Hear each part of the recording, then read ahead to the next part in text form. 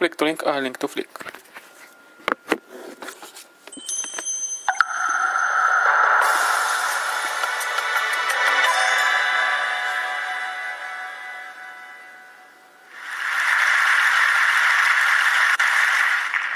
the history of computers, we've been striving to shorten the gap between us and digital information, the gap between our physical world and the world in the screen where our imagination can go wild.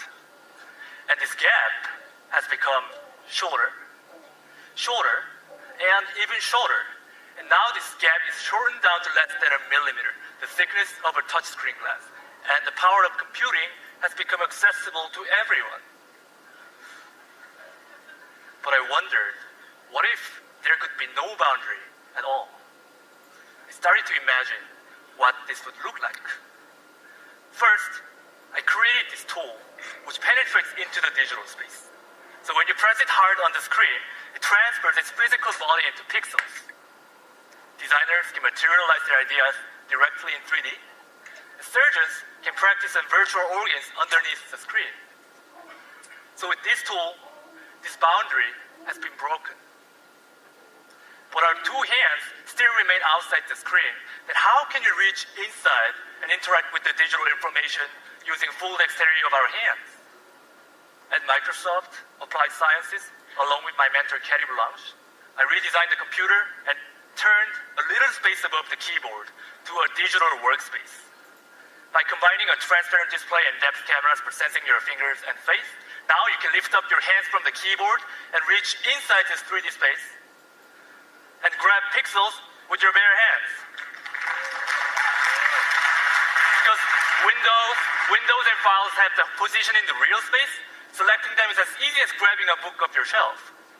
Then you can flip through this book while highlighting the lines, words on the virtual touchpad below each floating window. Architects can stretch or rotate the models with their two hands directly. So in these examples, we are reaching into the digital world.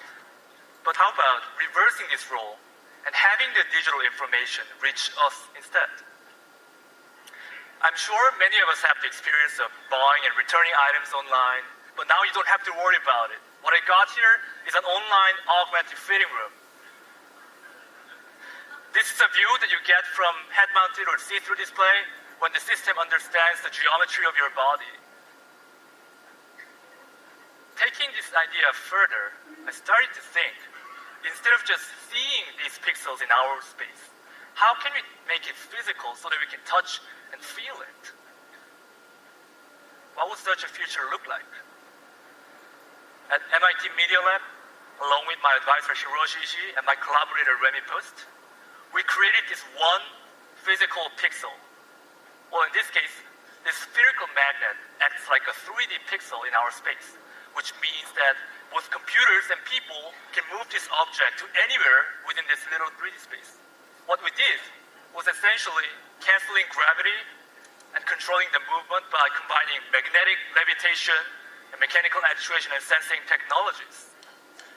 And by digitally programming the object, we're liberating the object from constraints of time and space, which means that now human motions can be recorded and played back and left permanently in the physical world. So choreography can be taught physically over distance, and Michael Jordan's famous shooting can be replicated over and over as a physical reality. Students can use this as a tool to learn about the complex concepts such as the planetary motion, physics. And unlike computer screens or textbooks, this is a real, tangible experience that you can touch and feel, and it's very powerful. And what's more exciting than just turning what's currently in the computer physical is to start imagining how programming the world will alter even our daily physical activities.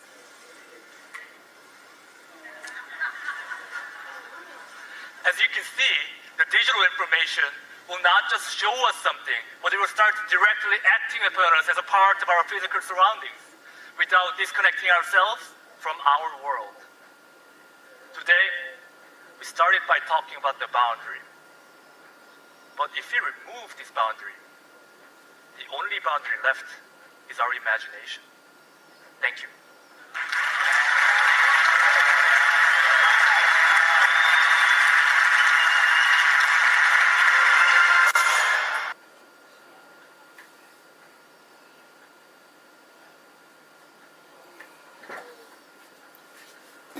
Click to link to flick. My photo taste is the Pinterest because they are best. Welcome back to the final English at Work. Mr. Socrates has sacked Paul from his position as manager of Tip Top Trading, and he's offered Anna a promotion to be the new boss. But will she accept? What's wrong, Anna? I feel bad about replacing Paul. He's been good to me. It's business, Anna. He's just not up to the job. But you are. Thanks. But why me? Can I do the job? I'm not as experienced as Tom. I think we've seen over the last year that you definitely have more experience than Tom. Go on, Anna. You can do it. So, Anna, what do you say? Will you replace Paul as the new boss of Tip Top Trading? Come on, Anna. This promotion recognizes your achievements at the company. It's an opportunity of a lifetime. I know. You'll be my right-hand man. I think he means right-hand woman. It means you'd be his most trusted and invaluable assistant. I see. Anna, if you need time to think, you could say, thank you for your kind words, and could I have time to consider your offer? Mr. Socrates, this news has come as a bit of a shock. Thank you for your kind words, but please could I have some time to consider your offer? Oh, okay, Anna. But please don't leave it too long. I have a habit of changing my mind. Okay, Mr. Socrates. Brad. I'll call you back soon. Bye. Oh, has Mr. S offered you Paul's job by any chance? Yes. And you said you'd think about it? Yes. I'm not sure if I can take on that much responsibility. Oh, it's easy peasy. I could do it standing on my head. But he's not offering you the job, Tom. Please, don't mention this to Paul. Not yet. He's very upset. I know nothing. You know nothing. About what? I'll remain tight-lipped. I won't say a word until it's all official-like. You can count on me. You can count on me. Huh? You can count on me. There was the message with that bunch of flowers someone sent me. It was you, wasn't it? Well, I suppose, yes. It was me, Anna. I couldn't help it. I love you, Anna. Do you know what, Tom? I quite like you too. I think you're sweet. Now, come on and give me a kiss. Oh, crumbs. Shall I come back later? No, it's okay, Paul. We're just getting to know each other a bit better. In fact, Anna, I'd like to ask you something. Oh, why is Tom getting down on one knee? I expect he's dropped one of his contact lenses. No, it's not that. Anna, I'd like to ask you something. Will you marry me? What? Crikey, what a dilemma! Now Anna's got two important questions to answer. Will she take the job as Tip Top Trading's newest and youngest manager? And will she marry Tom? Here's a reminder of what Mr. Socrates had to say about her. This promotion recognizes your achievements at the company. It's an opportunity of a lifetime. You would be my right-hand man. And if Anna accepts the job, here's what she could say. I'd be delighted to accept. Thank you. When would I start? Could we discuss the terms and conditions of the new job? Let's find out what Anna has to say. Oh, Tom, I don't know what to say. It's come as a bit of a shock. Can I have some time to think about it? Well, yeah, I suppose. Well, while you think about that, I've got some good news.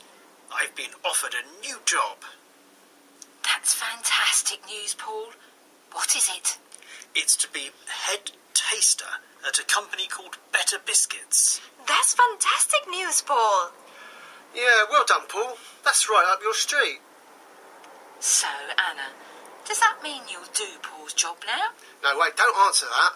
Answer my proposal first. I think it's up to Anna to say what she wants. No, I've been waiting to ask you for months. You've got to give the girl a We need chance. some more red paint. Quiet! Look, everyone, I can't decide what to say to you, Tom, or Mr. Socrates. So I've decided I'm going to take a short holiday to have some time to think. Good idea. Where shall we go? On my own, Tom. When I return, I will give you my answers. Oh, Crumbs. I shall go get a biscuit. A good idea, Anna. But we're going to have to wait a while to find out what she decides. She needs a rest after learning so much during her year at Tip Top Trading. We hope you've enjoyed learning with her and now feel more confident in using English at work. That's all from me and the team at Tip Top Trading for now. Until we meet again, bye!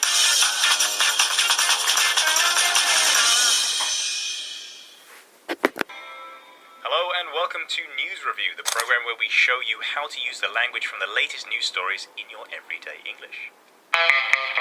I'm Dan, and joining me today is Catherine. Hi, Catherine. Hi, Dan. So what's the story? Today's story, Dan, is about Apple, China, and the Internet. Apple, China, and the Internet. 3 huge players on the international stage. Okay, well, let's hear more about the story from the BBC World Service Bulletin. Apple has been criticized by providers of virtual private networks, or VPNs, after confirming that it's removing VPN apps from its store in mainland China. One VPN provider accused Apple of aiding China's censorship efforts. Another called it a dangerous precedent.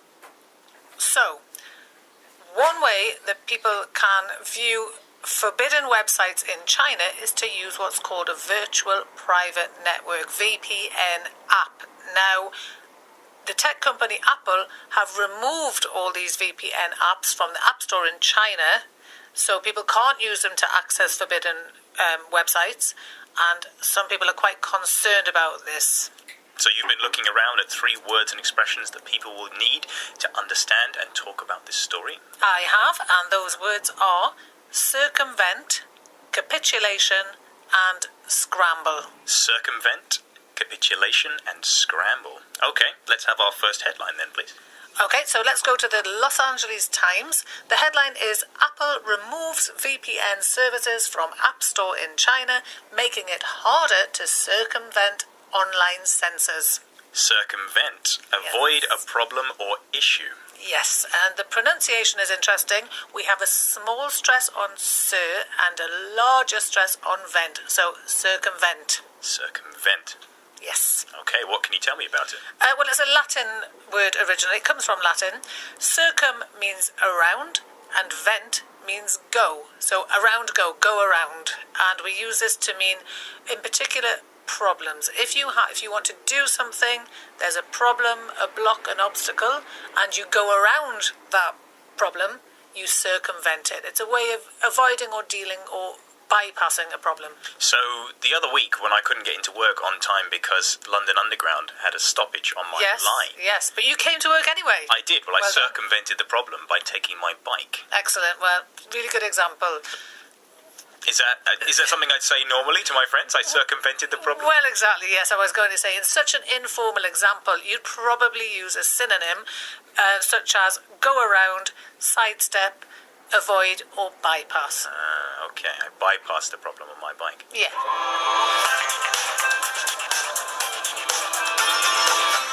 So, let's circumvent that headline and move on to the next one, please. Okay, so we're going to TechCrunch.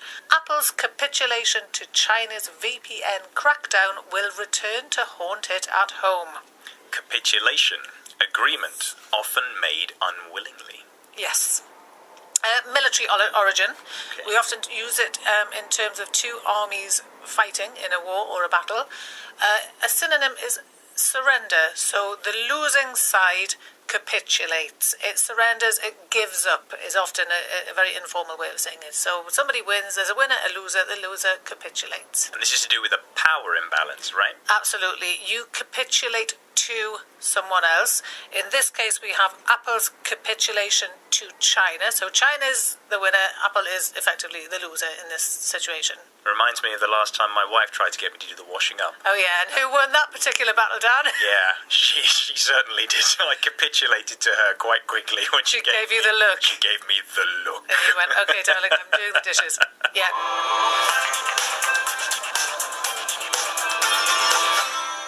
Okay, and our third headline, please. Is from Mashable UK, scramble to download VPN apps as they vanished from Apple's China App Store.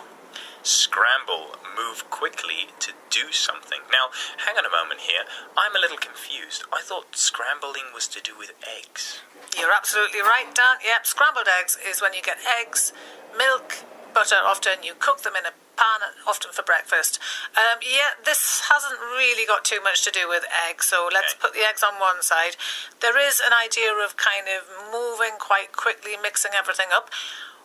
A scramble in this sense means when people move quickly to do something because there's not much time. So they're a little bit panicky when they do it. Often there's a lot of people doing something all at the same time because time's running out. Now imagine that a shop, your favourite shop, is about to close down. Okay. And they say, we're closing down tomorrow. So today, everything's half price, but only till the end of today. There would be chaos. Everyone would run to the shop. People will be fighting each other, like on Black Friday when they reduced the price of televisions or things like that. People are killing each other to get these TVs. It's a scramble. It means lots of people moving really quickly, sometimes in competition to get something done. In this case, they're not in the same place because it's online, but there's still this idea of quickly do it because we're running out of time. So they're racing against each other or they're contending with each other for these things. Because of lack of time. Wonderful. Thank you.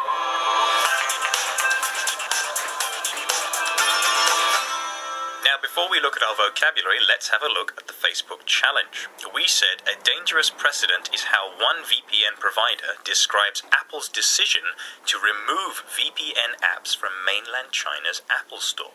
But what does the word precedent mean? Is it A, a prior action or event that is used as a reason why the same action should follow again in the future? Is it B, a situation where you must allow someone to do something you don't want? Or is it C, the head position of a republic and leader of the government? How did they do, Catherine? They did really well, Dan. I think you were trying to catch them out with option C. It certainly was, yes. But it didn't work. No.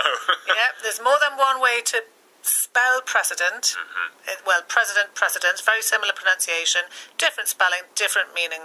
This precedent means A, a prior action or event that's used as a reason why the same action should follow again in the future, and almost everybody got it right. So well done, Asama Baroud, JP Lin, and Valerie Merrimans, who all said answer A, and everybody else who did too. Wonderful. Good work, guys. Okay, could you recap the vocabulary for us, please, Catherine? I can. We had circumvent, which means avoid a problem or issue. Capitulation, which means agreement often made unwillingly. And scramble, move quickly to do something. Thank you very much. Now, guys, if you'd like to test yourself on today's vocabulary, there's a quiz that you can take on our website, bbclearningenglish.com. You'll also find fantastic videos and other learning resources to help you master English completely. Thank you very much for joining us, and we'll see you next time. Bye-bye. Bye. News review from BBC Learning English. Flick to link, link to flick.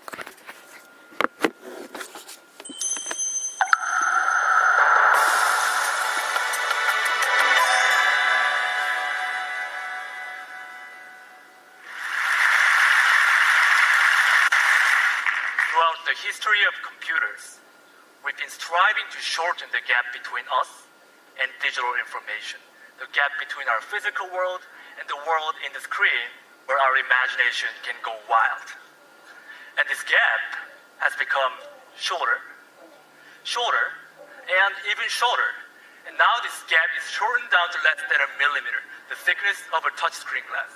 And the power of computing has become accessible to everyone. But I wondered, what if there could be no boundary at all? I started to imagine what this would look like.